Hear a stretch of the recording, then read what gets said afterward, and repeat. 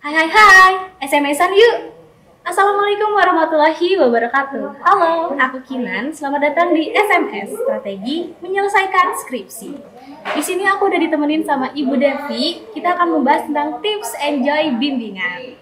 Buat kalian yang lagi menyelesaikan skripsi ataupun lagi nyusun skripsi, yuk kita kepoin sama Ibu Devi.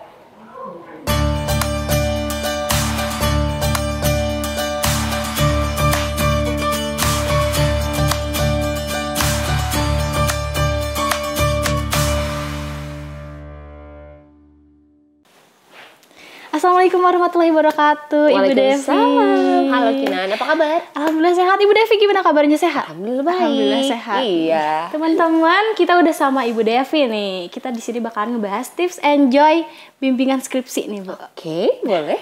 Kita langsung aja ya ceritain gimana sih, Bu, caranya tips enjoy bimbingan skripsi ini. Apalagi yang pertama nih gimana? Oke, buat temen-temen nih yang gimana sih biar bimbingnya itu bisa enjoy, bisa santai gitu ya. Mungkin salah satu tips dari saya adalah teman-teman bisa mempersiapkan terlebih dahulu nih ketika di rumah sebelum bimbingan harus kayak gimana sih nanti pas saya bimbingan, materi apa aja sih yang sudah saya baca, yang saya tulis ini tuh udah saya pahami belum ya.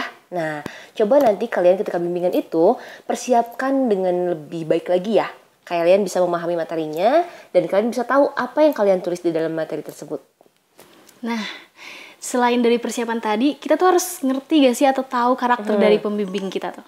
Oh jelas teman-teman, karena kan di sini teman-teman pasti dapat dosen pembimbingnya beda-beda ya. Dan karakteristik setiap orang itu kan pasti berbeda-beda teman-teman. Ada mungkin dosen pembimbing yang memang agak pendiam, ada juga dosen pembimbing yang memang agak mungkin menjelaskannya lebih gamblang seperti itu. Itu macam-macam mungkinan. Kita balikin lagi ke karakteristik setiap orang. Dan individu itu memang unik, kita nggak bisa nyamaratain semuanya. Teman-teman juga nggak bisa request, aduh dosen pembimbing saya yang ini dong, yang pendiam dong, biar saya nggak stres. Atau misalkan dosen pembimbing saya yang ini dong, yang bawel dong, biar sayanya terpacu, biar sayanya biasa lebih semangat lagi. Kadang kita nggak bisa request kayak gitu juga ya teman-teman. Karena kembali lagi gimana rezekinya kita masing-masing ya, dapetnya seperti apa. Kita juga harus bisa mengkondisikan gitu ya. Betul, dengan siapapun dosen pembimbing kita harus bisa menyesuaikan bagaimana cara dosen pembimbing tersebut membimbing kita. Dan teman-teman pun jangan gampang baper ya. Kadang-kadang kan suka ada yang agak banyak baper banget nih yang baper. Kayak misalnya kok dosen pembimbing aku nggak ngasih masukannya banyak ya, cuma dikit, singkat, padat, jelas kayak gitu ya. Pasti ada yang seperti itu, tapi itu bukan berarti dosennya nggak peduli loh. Bisa jadi memang karena memang cara komunikasi dosen tersebut seperti itu teman-teman. Jadi di sini teman-teman jangan ngerasa kayak aduh aku dianaktirikan, aduh misalkan aku nggak dipeduliin. Tidak seperti itu ya teman-teman. Karena cara komunikasi setiap dosen itu kan beda-beda. Jadi di sini teman-teman harus paham dulu karakteristik dosennya itu seperti apa. Lalu ketika bimbingan harus bisa menyesuaikan dengan karakter dosen tersebut. Kayak gitu. Nah, itu dia nih. Selain itu, biasanya apa saja sih yang biasanya ditanyain sama dosen pembimbing waktu pertama kali skripsi nih, Bu? Kalau pertama kali mungkin sama yang ditanyain sama dosen itu biasanya mungkin lebih ke apa yang kamu tulis. Kamu nulis ini tuh pengen nyari apa? Pengen nyari tahu tentang apa sih? Memangnya ada problematika apa sih di luar sana sehingga kamu mengangkat permasalahan ini? Iya. Karena kan pasti yang bagaimanapun dipertanyain juga pertamanya tentang itu ya, Bu. Betul. Isi dari dia penelitiannya ya. Betul. Kayak misalkan variabel yang kamu tulis itu tentang apa, metodenya apa, seperti apa. Jadi sebenarnya yang pengen dosen kalian tahu itu lebih ke pemahaman kalian tentang apa yang kalian tulis.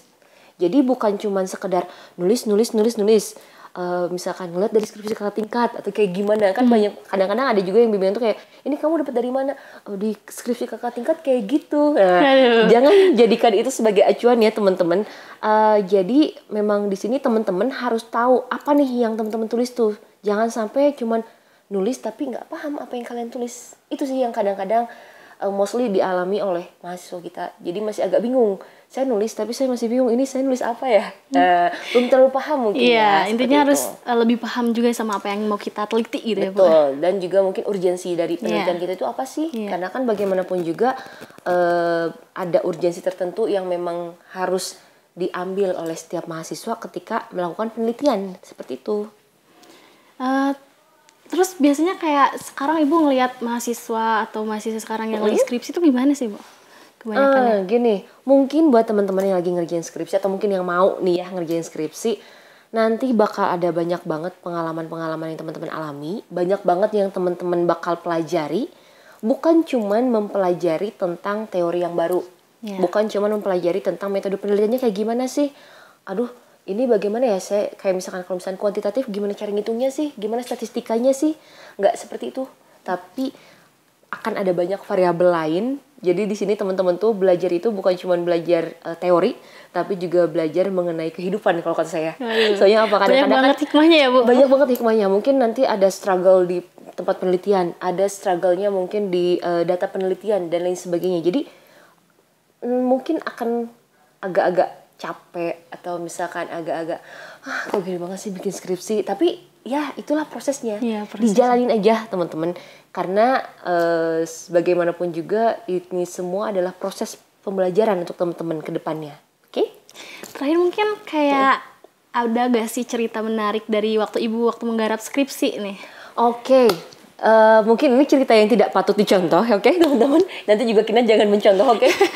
Karena gini, dulu saya waktu mau bikin skripsi, kebanyakan overthinkingnya.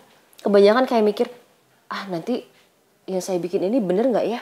Yang saya bikin ini bagus nggak ya? Bakal diketahuin orang nggak ya kalau dibaca sama orang? Aduh, bagus nggak sih? Gimana ya? Terlalu overthinking, tapi no action. Jadinya sempat molor sih memang skripsi saya. Jadi makanya jangan dicontoh ya teman-teman. Jadi memang karena dulu saya ngerasa, aduh ini bakal bagus nggak ya? Belum dikerjain tapi udah banyak pikiran ke masa depannya gitu. Tapi padahal belum dikerjain. Nah itu sebenarnya yang bikin orang itu stuck, tidak bergerak, tidak maju. Jadinya tuh skripsinya molor deh. Makanya nanti mungkin buat teman-teman saya kasih tips dalam mengerjakannya itu diusahakan santai tapi tidak asal-asalan, oke? Santai, tapi teman-teman juga di sini ketika mengerjakan bisa mengerjakannya itu semaksimal mungkin yang kalian bisa, tidak asal-asalan. Jangan terlalu dibawa overthinking, takutnya jadi stres ya, Bu. Tuh, yang pasti ketika overthinking itu kita nggak bisa fokus, karena terlalu banyak hal dalam pikiran kita, jadi kita nggak bisa fokus. Jadi mungkin nanti buat teman-teman bisa lebih fokus. Jadinya kalau terlalu overthinking jadi stuck juga gitu ya, Bu. Betul, itu akan jadi stuck buat teman-teman dan jadinya nggak maju-maju kayak gitu.